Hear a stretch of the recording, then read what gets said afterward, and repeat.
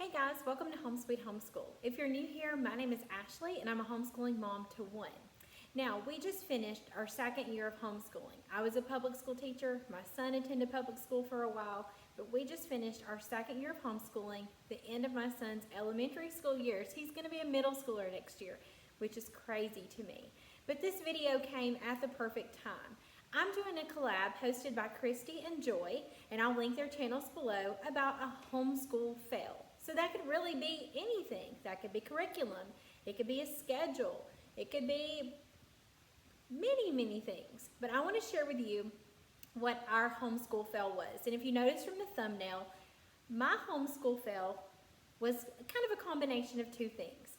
But in the thumbnail, I talk about, or I show, loop schedules. I've talked about loop scheduling kind of in my earlier videos when we first started out and the year was brand new, and I shared what our loop schedule is. Now, if you're sitting here and you're thinking, what the heck is a loop schedule? I can tell you where to go.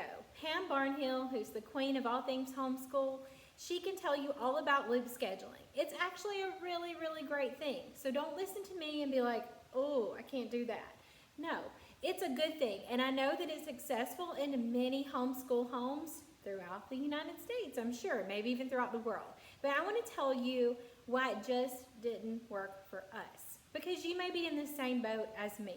So it's really a combination of two things, loop scheduling and me.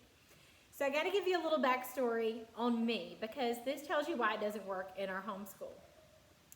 I am the type of person who is an overachiever. I always have been. I've always been a perfectionist. I want to do it all, and I want to do it well, and that's just how I am. And I do this with all aspects of my life. I did it when I taught. I had super high expectations for my classroom, for myself.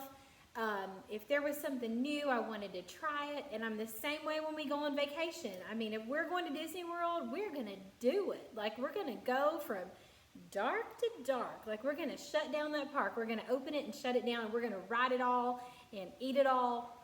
That's just the kind of person I am. And just over this year, I have chilled out a ton, and I'm sure my family totally appreciates it. And I actually kind of like it too, just being a little more relaxed. And I did share a relaxed homeschooling video with you, and I just really turned a corner.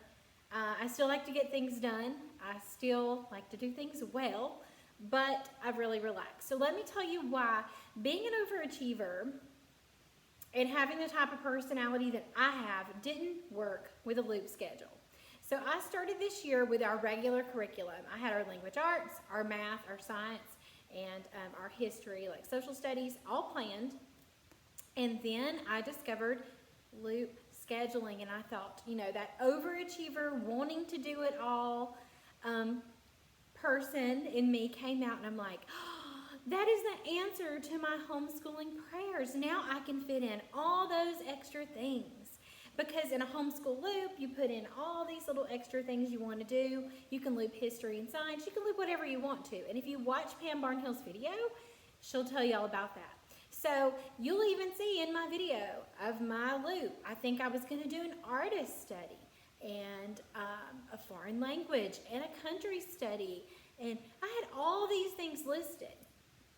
And we were going to loop through them and do those artist studies and do that foreign language that I'd picked, because of course he needs to know Spanish. He's in 5th grade. It's time to learn a language. And of course he needs to study artist, even though he doesn't even like art.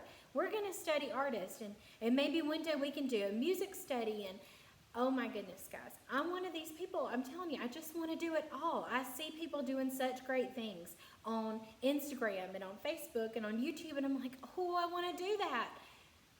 But I had to come to the realization that I'm not planning homeschool for me. And that's not what my son is going to like. He's not going to gain anything from it. He's not going to enjoy it. And I'm telling you right now, when it got to that time of the day where we were going to loop, he hated it. He didn't enjoy artist studies. Now let me just tell you this. He knows about art. We've been to New York. We've been to Chicago. He's been to great museums. He knows about art. but he didn't have to learn it from an artist study. Why was I sitting here thinking I had to do that? Well, because I see everybody else doing it, and I think it looks great, and I'm an overachiever, and so I was like, yeah, put it in the loop. Or, I see people doing composer studies. Well, he likes music, but does he like classical music? Not so much. But he can tell you a ton of stuff about the 80s, and he likes their music. And so I'm okay with that. And so what I finally realized was I wasn't planning my homeschool for my son. So that's why I'm saying it's a combination of two things that kind of made it fail at the beginning of the year. I was trying to take that loop schedule, which is supposed to make things a lot simpler. I was filling it just full of things I wanted to do.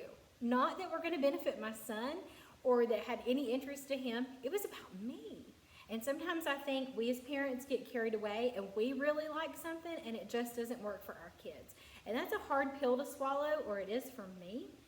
But I promise you, you can change it and it'll make all the difference. So that was our fail. Our fail was I was planning for me, throwing it into this loop and filling this loop that didn't need to be full. I mean, it just didn't need to be full. I was trying to fill it up with all these things that were of no interest to my son. And it did cause the first little part of our year to kind of fail. It wasn't fun. He wasn't enjoying it. We weren't getting anything out of it. And so I guess what I'm just trying to say is at the end of the year, it's a good time to sit back and reflect on what worked and what didn't. And for us, that's what didn't work. Now, am I saying I'll never try looping again? Absolutely not, because it may work.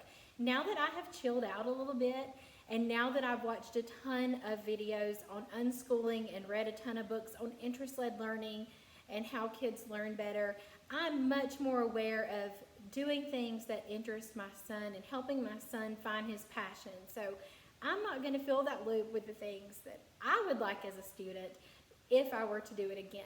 So I don't want to keep you from trying a loop schedule. If that's something you already have planned for next year, or it's been on your radar to find out more about, I don't want to keep you from doing that, because I do think it's a great thing if it's used the right way. And I did not use it the right way, and so we did stop using it. That's the beautiful thing about homeschooling, is when things don't work, we can change it, and when we know better, we do better. That's my motto. If you know better, do better. So we don't use a loop schedule anymore, and that's okay.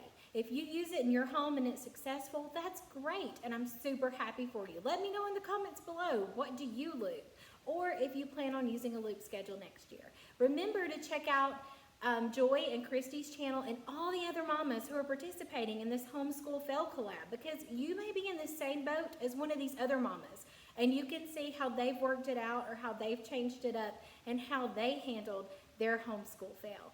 If you like what you see, make sure you like and subscribe, and thank you so much for watching.